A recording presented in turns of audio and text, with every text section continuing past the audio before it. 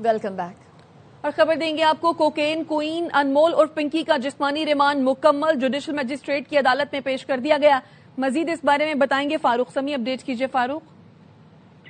جی بالکل، بین الصوبائی منشیات فروش انمول اور پنکی کو اب سے کچھ لمحات قبل جو ہے وہ کمرہ عدالت میں پیش کر دیا گیا ہے. اس سے قبل ان کو بغدادی تھانے سے سینٹرل جیل جوڈیشل کمپلیکس پہنچایا گیا. سخت سیکیورٹی حصار میں ان کو وہاں پہنچایا گیا. 5 سے زائد موبائلیں، جبکہ بختر بھی اس موقع پر موجود تھی جو کہ ان کی سیکیورٹی دیکھ رہی تھی.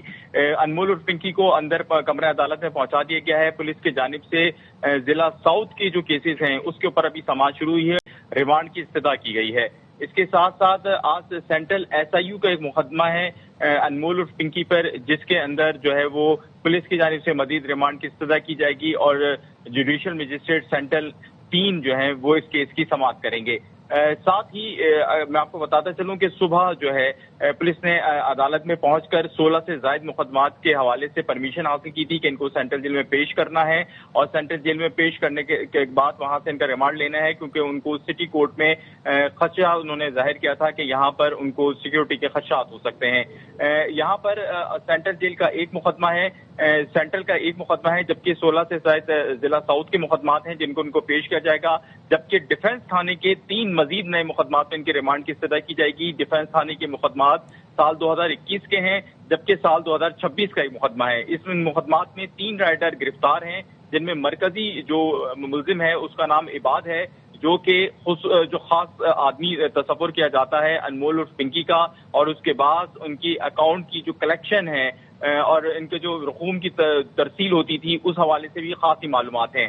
پولیس نے یہ استدعا کی ہے عدالت سے کہ ان کو اجازت دی جائے کہ عباد جو کہ پہلے سے گرفتار ہیں اور سینٹرل جیل کے اندر موجود ہیں سال 2021 کے مقدمے میں، ان کو شامل تفتیش کرنے کی اجازت دی جائے. پولیس نہ صرف یہ شامل تفتیش کی اجازت حاصل کرے گی بلکہ انمول اور پنکی کا ان 3 مزید نئے مقدمات کے اندر ریمانڈ طلب کرے گی.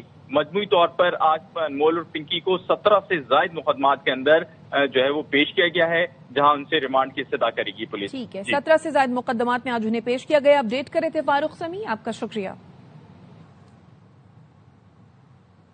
انمول اور پنکی کے خلاف منشیات کیس میں مزید پیش رفت ہوئی ہے. ملزمہ پنکی کے خلاف 3 مزید مقدمات سامنے آ گئے.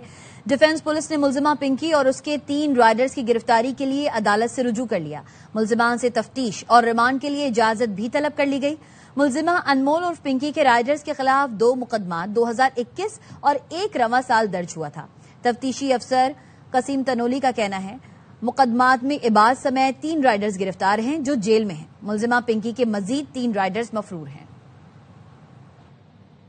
کوکین کوئین پنکی کیس میں پنجاب میں 2 بڑی گرفتاریاں ہوئی ہیں. ذرائع کے مطابق ANF نے پنکی کیس میں پنجاب سے 2 ملزمان گرفتار کیے ہیں. ANF کے ہاتھوں گرفتار ہونے والے دونوں ملزمان غیر ملکی ہیں. پنکی کے موبائل فون سے حاصل معلومات سے تفتیش کا دائرہ وسیع کر دیا گیا ہے. ANF کے ہاتھوں گرفتار ملزمان نائجیرین شہری بتائے جا رہے ہیں. پنکی کیس میں گرفتار دونوں غیر ملکی لاہور ڈرگ نیٹ ورک سے منسلک تھے. دیگر خبروں شامل کریں گے. وزیر داخلہ محسن نقوی نے تہران میں آج پھر ایرانی وزیر خارجہ عباس عراقچی سے ملاقات کی ہے.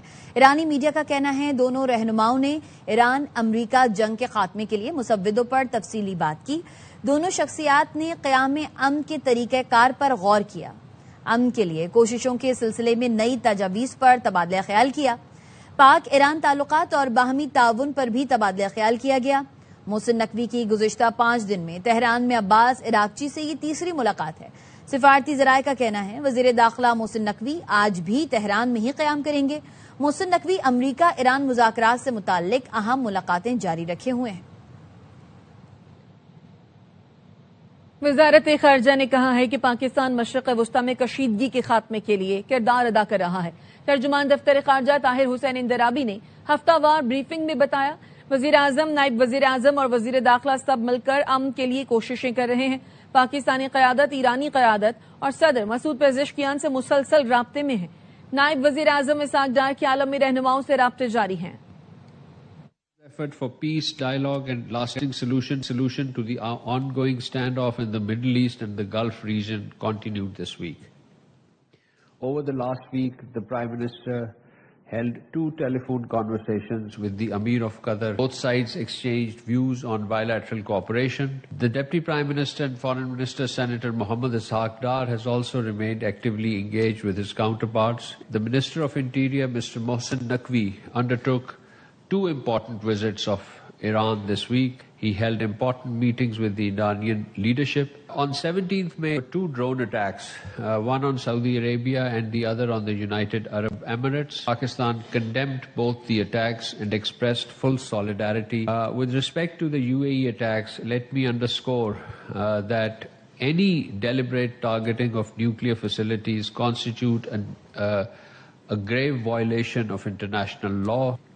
Nuclear installations must never be targeted under any circumstances, and we hope that this tragic and grave incident will not recur. امریکہ ایران مذاکرات کے لیے پاکستان سے وفد تہران پہنچ رہا ہے. مذاکرات سے متعلق اچھے اشارے ہیں. امریکی وزیر خارجہ مارکو روبیو کی صحافیوں سے گفتگو. کہا ایران سے کامیاب مذاکرات چاہتے ہیں. آبنائے ہرمز میں ایران کا ٹول وصولی کا نظام معاہدہ ناممکن بنا دے گا. I believe the Pakistanis will be traveling to Tehran today, so hopefully that will advance this further. There's some good signs, but we understand this. I don't want to be overly optimistic as well, so let's see what happens over the next few days. The President's preference is to do a good deal. If we can get a good deal done, that would be great. We're going to do everything we can to see if we can get one. But if we can't get a good deal, the President's been clear. He has other options. اس وقت ایران سے مذاکرات ہو رہے ہیں. امریکی صدر Trump کا اعلان. بتایا آبنائے ہرمز آزاد اور ٹیکس فری دیکھنا چاہتے ہیں. یہ عالمی آبی گزرگاہ ہے. ایران سے جھگڑا ختم ہونے کو ہے. ممکنہ معاہدے میں ایران کو ایٹمی ہتھیار رکھنے کی اجازت نہیں دیں گے. افزودہ یورینیم حاصل کر کے تباہ کر دیں گے.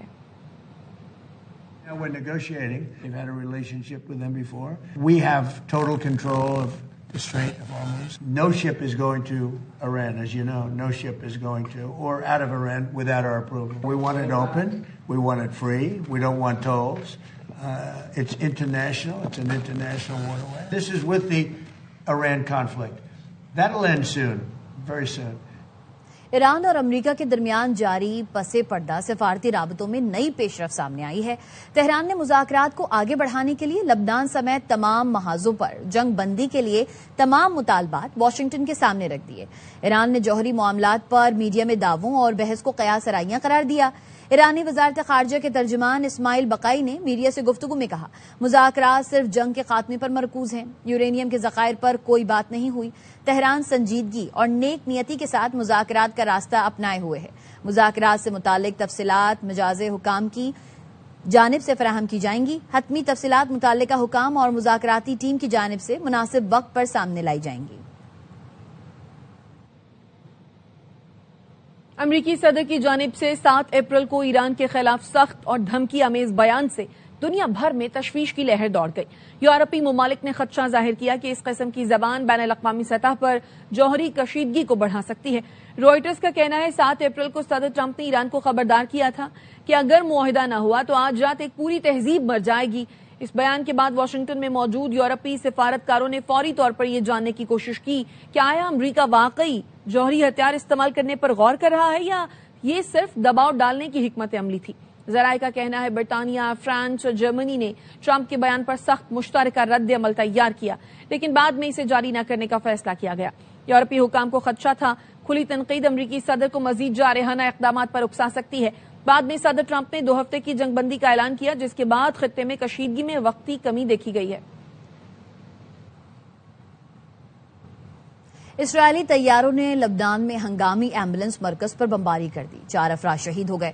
عرب میڈیا کا کہنا ہے اسرائیلی فضائیہ نے یہ حملہ جنوبی لبنان کے شہر ہانویا میں ایمبولینس مرکز پر کیا. حملے کے بعد ریسکیو اہلکاروں نے جائے وقوع پر پہنچ کر امدادی سرگرمیاں شروع کر دی ہیں.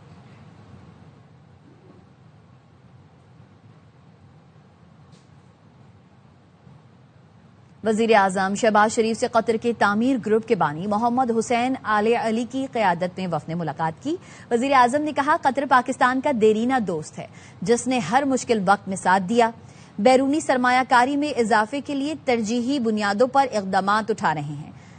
SIFC کے تحت سرمایہ کاری کی راہ میں حائل رکاوٹیں دور کی. پاکستان میں سیاحت، ہوٹلنگ، ریل اسٹیٹ اور تعمیرات شعبے میں وسیع استعداد ہے. وزیر اعظم نے تعمیر گروپ کو سرمایہ کاری سے متعلق سہولت فراہم کرنے کی ہدایت کی۔ محمد حسین آل علی نے کہا پاکستان میں تعمیر گروپ کی جانب سے مختلف منصوبوں پر کام کا آغاز ہو چکا ہے۔ انہوں نے سرمایہ کاری میں مزید اضافے کا اظہار کرتے ہوئے کہا حکومت SIFC کے تحت سرمایہ کاروں کو مثبت سہولتیں فراہم کر رہی ہے۔ ملاقات میں نائب وزیر اعظم اسحاق ڈار، احد چیمہ، عطا تارڑ اور بلال اظہر کیانی بھی شریک تھے۔ مزید خبریں اس بریک کے بعد۔